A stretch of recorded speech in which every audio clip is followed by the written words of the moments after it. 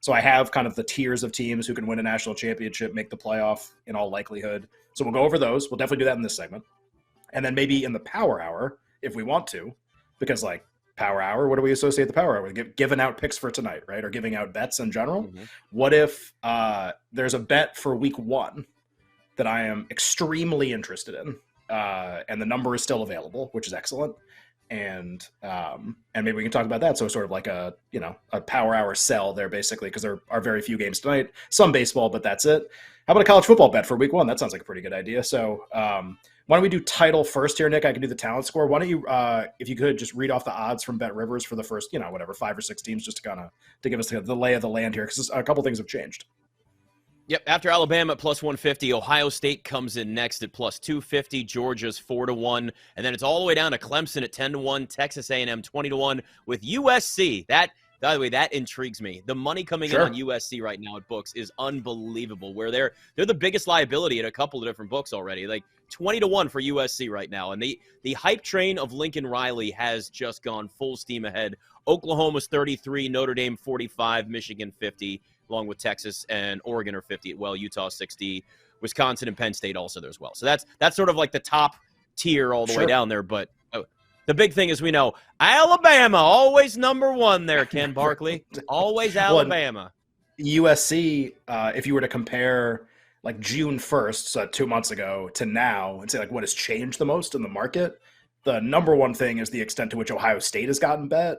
And then number 2 would be USC, probably, among a couple others that have dropped. But just the price differences in Ohio State.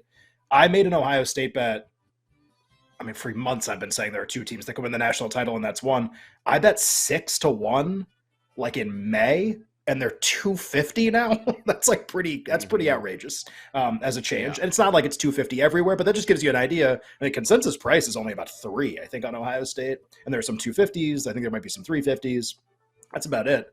And so it's pretty crazy. And then USC, which you mentioned, a lot of bets, not quite as much price movement, but there has been some price movement with them down, and they're 20 at Bet Rivers. And the guy had the same odds as Texas A&M, who is like a recruiting monster, obviously. And that shows you kind of what you're talking about, Nick, the hype train around, Lincoln Riley and Caleb Williams and Jordan Addison comes in from Pitt. And here's all these transfers and the Coliseum's alive again. They also won't play any defense, but who cares?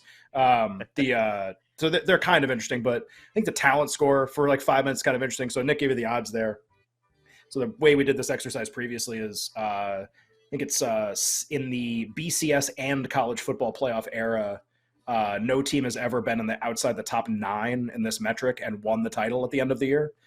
So it's been pretty predictive, and college football is pretty predictable anyway, to be fair, but it's, kind of want to be high up in this metric. It's not a ranking. Sometimes it ends up being that, but that's not what it is. It's really just like a player quality evaluation. So it ignores coach and quarterback and culture and coordinators and all these kind of, things that can really make the difference. But it's kind of just like, how good are the players on this team in terms of how highly recruited they are and how many stayed, basically.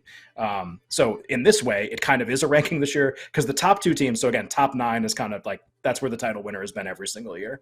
Ohio State is 1 and Alabama's 2. That was the same when we did it a few months ago, and it's the same now.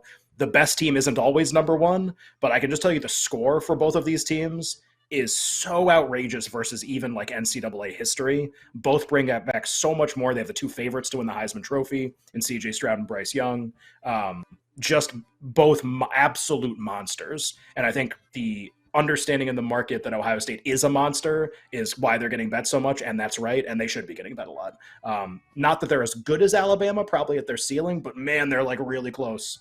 And if their defense could ever improve slightly, they have a new defensive coordinator this year, Jim Knowles from Oklahoma State. Could end up being, pretty magical season for them, basically. They haven't won a title in a while. So those 2 teams are in the first 2. No surprise, right? I'm telling you, Alabama and Ohio State can win the national title. What a shocker.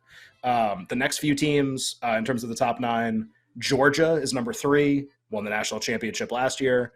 I'm sort of less enthused about them this year. How could you not be? Their entire defense got drafted in the first round. Definitely a step behind Alabama this year. There's no question. Interesting. Would really never bet them before the year to win the national championship.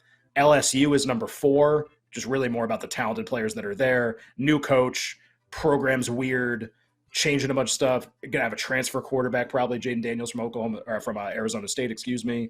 Not interested, obviously, in betting them to win the title. Oklahoma 5, new coaching staff, Venables, 2 new coordinators, players transferring out, lose a bunch on defense. Probably going to be really good. This is about the lowest win total I've seen for Oklahoma in forever. It's 9 in the market right now. That's an interesting conversation, but not going to bet them to win the title probably. Clemson's probably the only other team in this top 9 that makes any sense aside from the top 2. But man, you got to think either DJ is going to be really good or they're going to be really quick to replace him. They have a huge, highly touted freshman potentially that could end up playing for him. I don't know if that's going to happen, but you probably need either him to like become a completely different quarterback or them to replace him. And then 7, 8, and 9 in the final talent score: Tennessee, Texas A&M, and Oregon. And the thing that stands out about this 9 in the couple minutes we have left, so I'll just read the 9 real quick. Again, every champion in like modern college football history has been inside this metric in the top 9. Ohio State, Alabama, Georgia, LSU, Oklahoma, Clemson, Tennessee, A&M, Oregon. What stands out to me is how few teams I like this year, honestly. And I know the market's telling you that it's only a few teams can win the national championship. That doesn't mean the market has to be right. The market's been wrong about a bunch of stuff before. And in college football, sometimes there's some surprise teams that can come up and get you. I just hate all these teams. Like they're all taking a step backwards, or there's all a ton of potentially negative kind of mysteries around each one. I would never bet Oklahoma year 1 of all this changeover. I would never bet Clemson if DJ's the quarterback. I would never bet Oregon with all this changeover. New coach Dan Lanning from Georgia, new coordinators, transfer quarterback in Bo Nix. Like, I'm going to bet Tennessee, no shot. A&M, no, not with that quarterback group. LSU, never. Brian Kelly, maybe in a couple of years. I mean, just I really wanted to emphasize in this the narrow number of teams that I really think can win the national championship. The difference this year, sometimes the market will have 2 teams priced up high, and you'll be like, okay, but there's a couple other teams. Joe Burrow, LSU kind of came from off the beaten path to win. I don't see any of that this year. And it's kind of depressing, actually, because college football is so fun to be like, man, if it's not Ohio State or Alabama, I got no clue who my third pick would be. I guess Clemson, I guess Georgia, but I don't like either of those teams this year. I just think such a clear divide between those 2 teams and everyone else. It makes it not very fun to bet futures before the year, but I think that's kind of the season that we're headed for with those 2 teams, Ohio State, Alabama, and a massive chasm, and then everybody else. So I just, the newest edition of Talent Score, just emphasizing something that we probably already knew.